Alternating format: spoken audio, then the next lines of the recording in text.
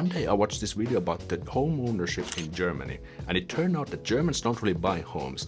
And that was kind of interesting because in Finland it's a big deal. Finns love to buy a home as soon as possible. And I even look at some stats in other European countries, and it turns out like big wealthy economies like Germany, France, Switzerland, and even our Nordic neighbors, Sweden and Denmark, have less homeowners than in Finland. And that got me thinking, like, why is buying a home in Finland such a big deal? Let's go find out. First of all, there are a number of different schemes and mechanics set by the government that encourage and incentivize buying a home in Finland. Let's look at those first. So until the beginning of 2023, mortgage interest have been deductible in taxes. So in other words, the homeowners have been able to pay their mortgage at the expense of the taxpayers. And this actually made sense back in the 90s because the interest rates were crazy high, like 15 or even 20%. And this was the government's way to support that people were able to survive their mortgages. But as I said, it's gonna go away for a couple of reasons. First of all, the state needs to save some money. And secondly, differentiates the renters and homeowners. Because renters don't really get to deduct anything, but the homeowners get to deduct a slice of their mortgage. Next, let's have a look at the ASP scheme. This is the bonus for homeowner scheme, and ASP comes from the words asuntosäästöpalkkiotili.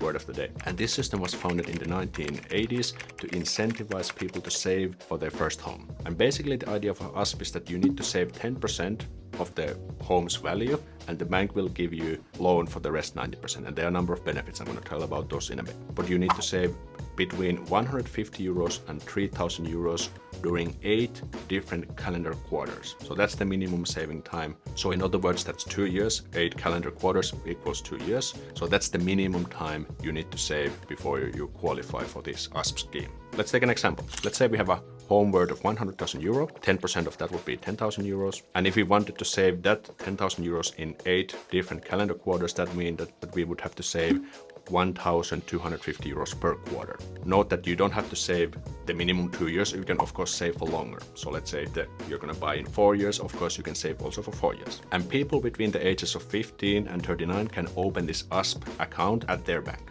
And also couples can do this by having separate accounts, or they can be also combined. So what are the benefits and incentives of this scheme? First of all, you get 1% annual tax-free deposit interest. Then you will get 4% tax-free bonus interest when you eventually purchase the home and get the loan. For example, we got 1,500 euros bonus interest with my girlfriend because we had the ASP scheme saved. So that was some extra tax-free cash. You will also get the state guarantee free of charge and also interest subsidy. So if the interests raise above 3.8%, the state will pay the excess for the first 10 years of the loan period. So as you can see, this scheme definitely encourages young people to start saving for their first home. Another incentive is the concept of first-time owner or first-time buyer.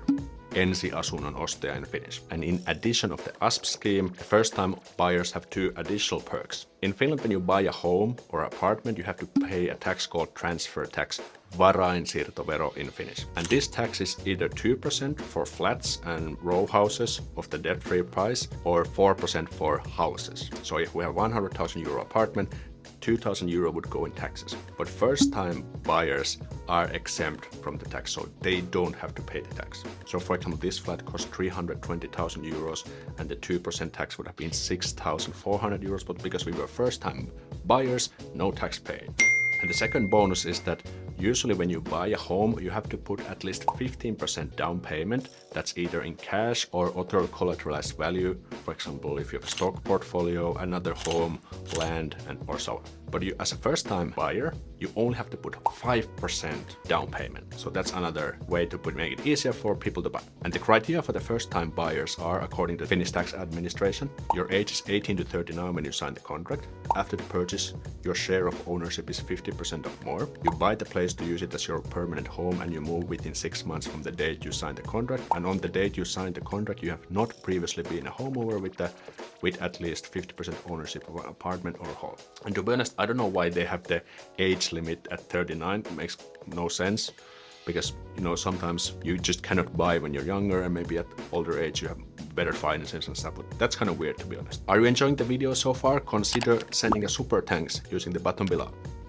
In Finland we have also kotitalousvähennys, household deduction. And there are a lot of details for this, but I'm just gonna keep it simple and tell the basic details. According to tax office again, you can claim tax credit if you pay for work to be done in your home, such as cleaning, childcare, renovation, or computer installation. And the maximum credit for household expense that you can claim in 2022 is 2,250% per person. The credit is only granted for the total expense paid for work, and you can claim credit for the 40% of the amount you have paid for the work. So in other words, if you renovate your home, you hire someone, you pay for a professional to do the work, you can get tax credit for the 40% of the work that goes for the renovation. And of course, renovations increase the value of the home. So again, at the expense of the taxpayers, you can renovate your home to make you even wealthy. Then, of course, there are a number of financial reasons why buying a home is worth it. And of course, the biggest argument is that is it worthwhile to pay rent for someone when you can instead pay off the mortgage and increase your wealth that way? Because you always have to live somewhere, right? So instead of paying the rent, you can just pay off the mortgage, and every time you do that, you move money from the bank to your pocket. Here's a screenshot of my previous loan payment. 350 euros is the debt principal, so I actually increased my wealth with 350 euros. And I guess this is kind of like a passive income because, like I mentioned, you have to live somewhere, and while just paying off the mortgage, you will actually increase your wealth. But of course, there are also some risks. It's not just money from left and right. There are, of course, for example, renovations that you have to finance yourself, either to the apartment or to the apartment complex. And obviously, the interest can be also tricky. It's very typical to take like a fluctuating rate in Finland.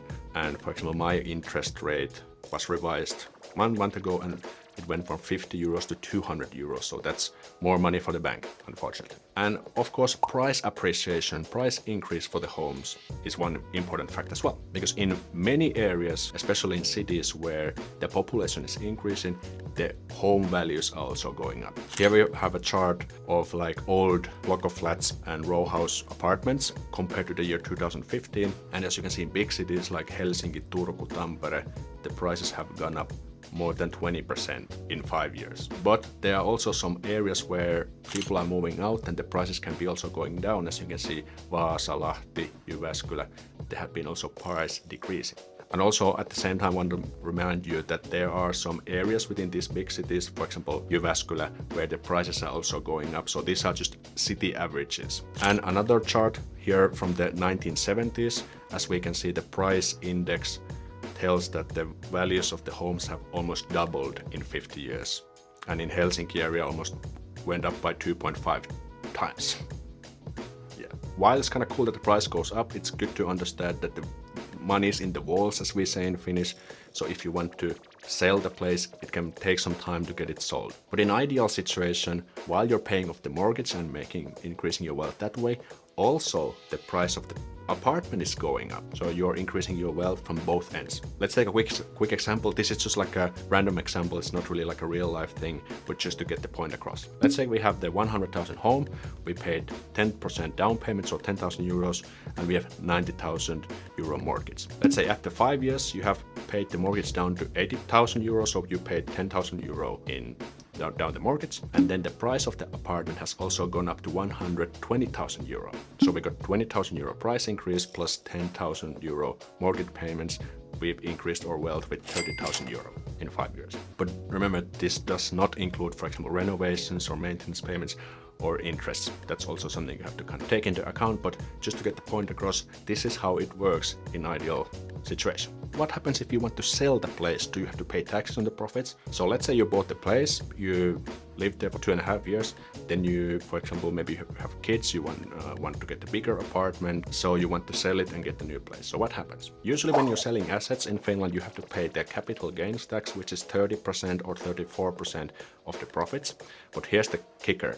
If you live in a flat for at least 2 years and then you sell it, you get to keep the profits tax-free. And in Finnish, we have this word asuntohissi, so apartment elevator. And what it means that when you buy a home, you enter the elevator, it starts to go up little by little because the value goes up and the mortgage goes down. And after a couple of years, you can sell the home, take the profits, and use it to finance a better place.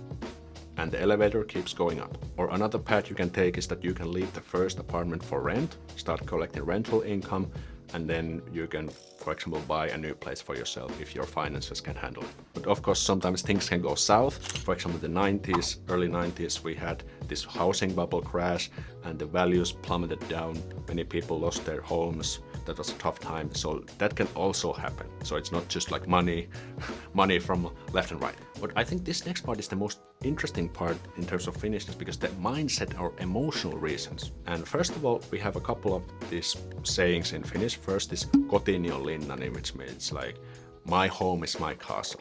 So home is kind of like your safe haven. No one can really come to kick you out. And it also provides some certain sense of stability and predictability. So when you buy a home, it means that you're gonna be staying there for a while at least. And that's also important for Finns. The second important saying we have in Finnish is oma tupa, oma lupa, which means own home, own permission. In other words, you can do whatever you want for your apartment. You can renovate it if you want, you can decorate it as you like it, you can paint the walls, you can furnish it as you want, and so on. And I also believe there is some sense of status when buying a home. So owning a home is a signal that you can manage your finances, stable, regular income, and you've already had some success in your career. Independence has something to do with it, in my opinion, because we are brought up to be independent from the young age.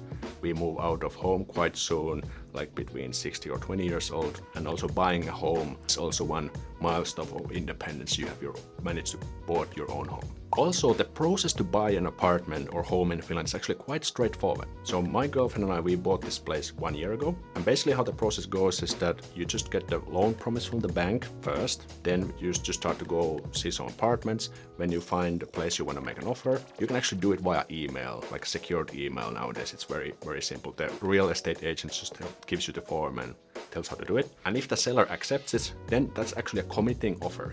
You're bound to buy that place. And if either party backs out, they have to pay a penalty for that. If you're buying a house, then you don't make the committing offer via email. There's like a little bit more bureaucracy for that. But for block of flats, row houses, that's how it works. And here's the best part. Real estate agent and the banks do all the heavy paperwork for you. And they will just give you the documents. You can just read that everything looks fine. And you can even sign the deal at home. You don't even have to leave your house to purchase the deal. So we actually never even saw the sellers. That's good because that's one interaction less for Finns. And I was just topless on my sofa using my laptop, bought the apartment, and that's it.